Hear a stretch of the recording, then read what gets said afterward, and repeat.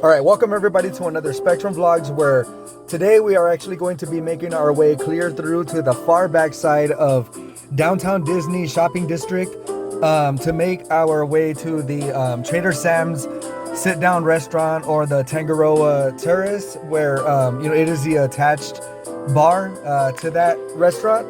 And we actually wanted to start our 3-day weekend here at Disney the right way, by having this very much highly coveted sit-down experience, to enjoy some food.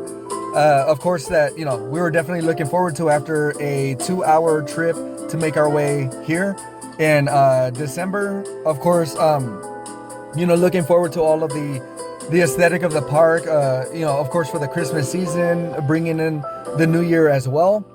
So of course, along with this, I had to stop by and take a few, sort of shots around the shopping district to enjoy some of the murals up. One of my favorite being the Mandalorian up top there, before stopping by the Disney Hotel gift shop here. Where of course the magic bands are in full swing at $39.99 all the way to $59.99 price tag, depending on which one you want. And of course, now here we are seated at the Tangaroa Terrace, where we ordered the Tiki Rum, Tiki La Casita, and Shipwreck on the Rocks. Of course, I went for the poke bowl.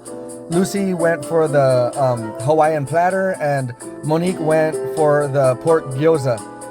This was, a quick little review that I sort of shot, sort of on the spot, and, sort of reviewing, after a quick little sort of cheers for a successful trip and arrival, and definitely looking forward to the holiday season. So for this one in particular, the Shipwreck on the Rocks is made from Maker's Mark bourbon.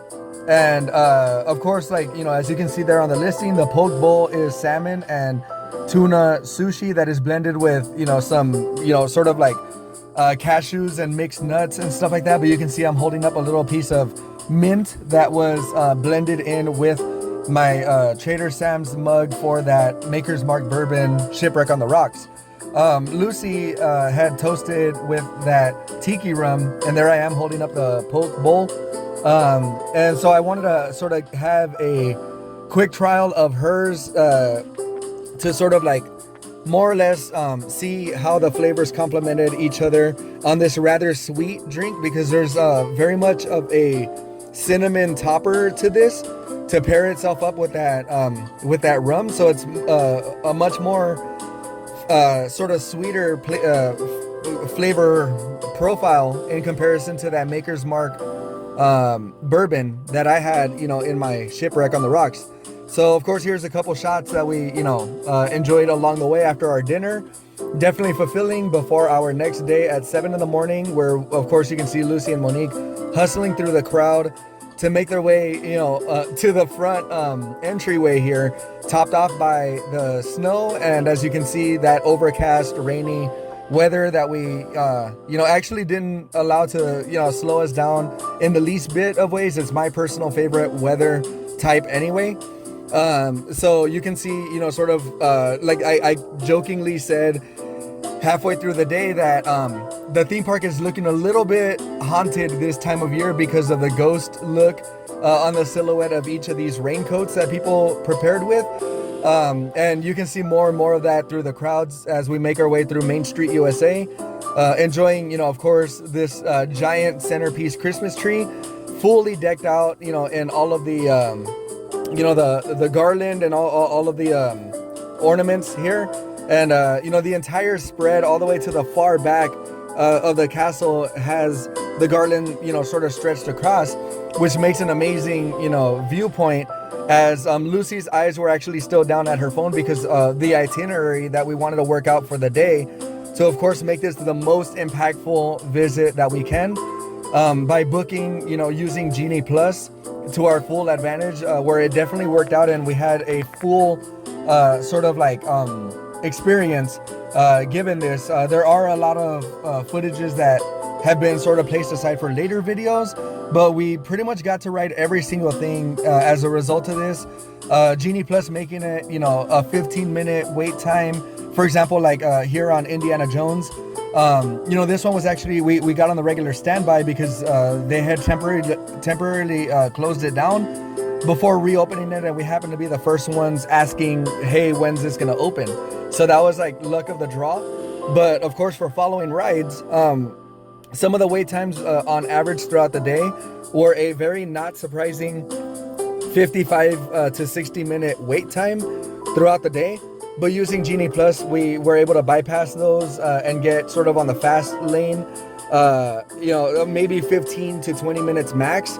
And here we are, of course, looking forward to the Haunted Mansion with that Disney overlay, the Nightmare Before Christmas overlay, that is. And, you know, of course, as the stretching room or the, you know, beginning elevator is there to greet us with Jack Skellington himself. A few more images around the park, of course, or rather around the ride, of course, you know, include the entire overlay with Jack Skellington himself as a centerpiece, and the, you know, the mountain there, or the hilltop there, as we took more shots around the park, you know, where the rain was kind of, for the most part, making its way in and out throughout the day. But you can see here, you know, in front of this Pioneer Mercantile store, you know, there's a slight sprinkle going on while we were actually having, like, you know, sort of restroom breaks and sort of like visiting the shops before making our way to Hyperspace Mountain.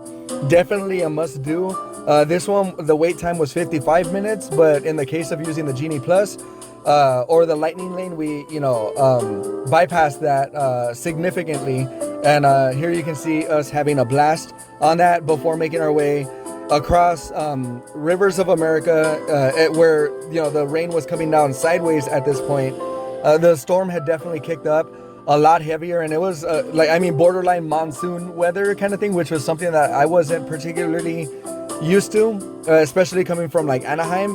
We're used to arriving to the parks where it's like a scorching hot day, or we're overdressed for the occasion. Of course, I like to wear my Mickey Mouse sweater with a long sleeve under it, and of course sweats is like the way to go for comfort. But, you know, we tend to get overheated as we, you know, run through pretty much the park or speed walk for the most part. But you know, this was like definitely perfect weather for that New Orleans kind of square like area as you pass by that to make your way through to Galaxy's Edge. So of course, this layout, you know, to me, it captured very much of an Andor feel. You know, even though it's a regular like shopping district itself with all the gift, you know, shops around for, of course, like all of the puppets and sort of the you know, which I actually definitely have to make a note to go back and get the Luke and Darth Vader puppets. But we decided to take a quick, you know, sort of lunch break here and you know, visit the Ronto Roasters, which this would be the first time that Monique would actually try this delectable food. It was a little bit intimidating for her in the beginning because of what, you know, the Ronto wrap actually reads as. You know, one of the things that she's not really that much of a fan of is the coleslaw that comes in the Ronto wrap itself. But overall, the flavor profile was a little bit tangy, a little bit spicy, and of course, as you can see, this brings looks of enjoyment, you know, across the faces of myself and Lucy as we enjoy you know, these snacks here. And there I am in the, you know, in the frame saying that it's definitely worth it every time. And you know, of course, we paid Hondo Onaka a visit for another you know, another Millennium Falcon Smugglers Run ride. And in this case, I was actually one of the gunners. You can see sort of on the top frame there that Monique is behind me. She's one of the engineers that repairs the ship as we come across damage, which we definitely did, given that the two pilots were a part of a different party that was ahead of us, but we got paired up with them and sort of split two families in one, you know, sort of mission. And so they were left and right pilot, handling sort of those the levers, as I was the gunner. So of course, you know, as I tried to do the best that I can, they pretty much took, as you can see, and crashed the ship through just about everything there is to crash before going, to hyperspeed. And this, some portions of this that were like the saving grace was when Chewie would take the controls and kind of like guide us to our final resting spot. There was an incident where in the past I was a pilot, but we actually broke the ship. And it glitched out midway through the mission, which was a really cool sort of glitch thing that we came across, and I was lucky to film that in another video on this channel. Following this, of course, we went through the storybook, the storybook canoes, and of course we had to get the blood pumping again. So we went through the Matterhorn bobsleds, which was definitely a bumpy ride. Of course, we always joke about how like super bumpy it is going down those slopes. But I mean, what can you expect? Of course, there's a Yeti chasing you through the entire stretch of the ride, and it's exhilarating nonetheless. So you're not really paying attention to the bumps, left and right, as you sled down those treacherous hills. And towards the end of the ride, of course, I jokingly said that it's more or less like your Matterhorn bobsledding down the side of a rocky mountain in the summertime. Even though here we are midway through December, it still felt that bumpy. So for sure, like, it kind of adds to the mystique of the ride, I guess, in a sense. The thrill is definitely still there for this classic ride, and this never gets old. It's definitely a must-do every single time we go to the parks. So for sure, you can see the smiles, across our faces as we approach our final drop. They're leading into this lagoon kind of area, and for sure, I thought, in my case particularly, for whatever reason, I just have the worst luck with like getting wet on these rides. But in this case, I kind of lucked out a little bit. But of course, here we are coming to a stop to enjoy, a follow-up visit. And this is actually filmed earlier in that the Pioneer Mercantile store. Following this ride, of course, here we are, coming to a slow stop here. But in the Pioneer Mercantile, there's actually this Woody's Hoedown, really cool marionette tap dancing kind of thing that is coin operated, and it only costs 25 cents. So pro tip for, everyone else visiting the parks, definitely give this a whirl, because it is for sure worth it. It brings so much joy just to do the simple things sometimes. And that is all like in the name of like visiting this amazing, the happiest place on earth, of course. So, there you can see Lucy and Monique getting a kick out of this, because you're in full control of like, left player gets left arm and left leg, vice versa for the right player. And they're controlled by two buttons, red and black. And you can fully make him, sort of do his little hoedown dance. So that's another cool little detail there. And of course, across Rivers of America, we came across these very talented musicians with a theme for Pirates of the Caribbean or Caribbean, depending on who you ask.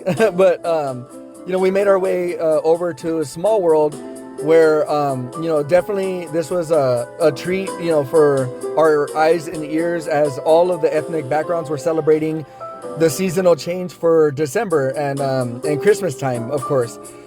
So one of the really special marquees that I thought was like super polarizing was that 2023 one, stretched with the moon there, because that only sets the tone for an amazing new year, as we're still looking forward to that here in late December, and it is like right around the corner. So for sure this video was like definitely long overdue, but definitely like worth reliving all these memories as I stitched together this entire video. Of course, here we are going through, all of the different languages of the season's greetings, or, the Merry Christmases and, the Feliz Navidad and all that. So, this was definitely worth a visit, as they blended all of the holiday music with the Small World music. So, of course, we had to get some fresh air, so to speak. As you can see, the skies were definitely blue in this case. The clouds kind of like parted ways for a little bit, and of course, the like as far as the exhilarating, rides that we get in this case, this was for sure a good way to sort of get the system kicked up a little bit without the use of caffeine for the most part. So it's like definitely worth like another visit along the way. It's one of those why not? We have the fast pass anyway, so we might as well go on this very explosive Big Thunder railroad sort of exhilarating trip in itself. So that makes it all the worthwhile. You can see, this always seems to like boggle my mind, like blow my mind. No pun intended, because of the dynamite, of course. But the effects like internally in that little like tunnel system always get me. Like every time, it's amazing to see. And of course, before the final drops, that kind of turn us around and send us through the little townships, and it has that quaint kind of historic feel to it. All the meanwhile giving you that exhilarating ride of sort of like history, but really fast paced, pretty much. And you can see sort of on the lower frame there, of course, Lucy is also having a blast checking out some of the buildings here on the side as we come to a close on this final ride. But you can see actually on the lower area there on the right hand side how people were still gathering and waiting again on a 50-minute 60-minute wait time for that. This was a unique really cool sighting of Darth Vader before getting on Star Tours. Definitely worth it, because in this case, like, I didn't even know that Boba Fett would be chasing you on the Slave One, and that you would be sort of like on the run at the same time as seeing all these iconic characters. Darth Vader was also featured in this one, and there's of course like battles going on Hoth, and like different sort of universe sort of like transitions. Of course, before reaching the Death Star itself, there's Darth Vader still voicing over the TIE Fighter, and still of course like pursuing the vehicle of the Star Tours, while of course C-3PO and R2-D2 freak out in the background. But nonetheless, like, here we are making our way through the corridors, making our way past the stormtroopers down below, and there's a Slave One once again. This was definitely a treacherous and really iconic, powerful ride through the galaxy. And of course, like here we are making another jump through hyperspace to wrap it up before going over to the Buzz Lightyear sort of like, I forget what this one's even called, like exactly, Star something rather. But in this case, I was actually more focused on filming myself, as well as controlling this little sort of joystick, and shooting at the same time at Emperor Zurg as they would battle for of course power and control. There obviously like all the battery packs and everything like that. Like you can see the little green men or little green aliens. They're amazed as we make our way through this iconic ride as well.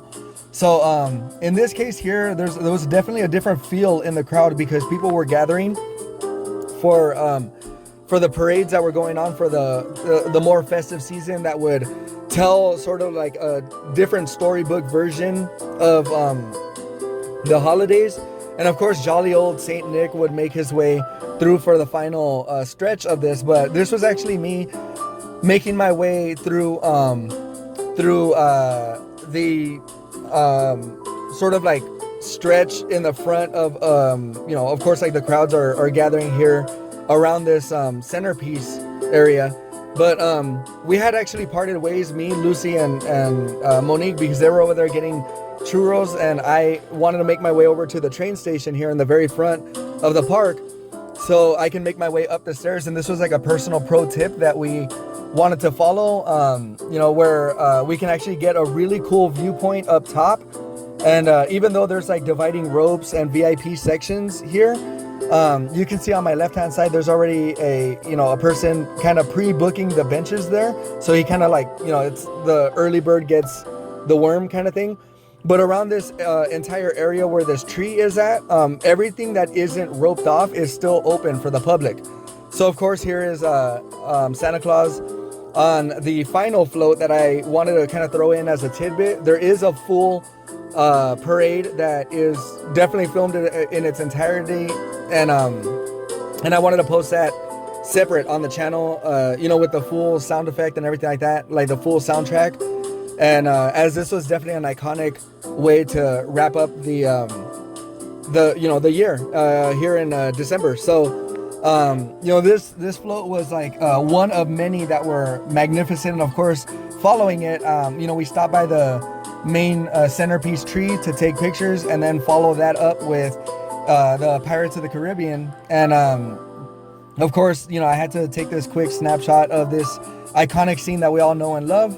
With the prisoners trying to convince a dog to, break them out, kind of thing, before, the rest would go to war and would shoot from boat to boat, all the, cannons and stuff like that. And, of course, towards the later part of the night, we made our way over to Alice, in Wonderland area, where the teacups were definitely one that I had to sit out, because me in particular, I get nauseated by going in circles while also going in circles. But Lucy and Monique, obviously, as you can see, enjoyed it. And like, this was definitely a cool opportunity to catch them at their best, sort of enjoying this like classic ride as well.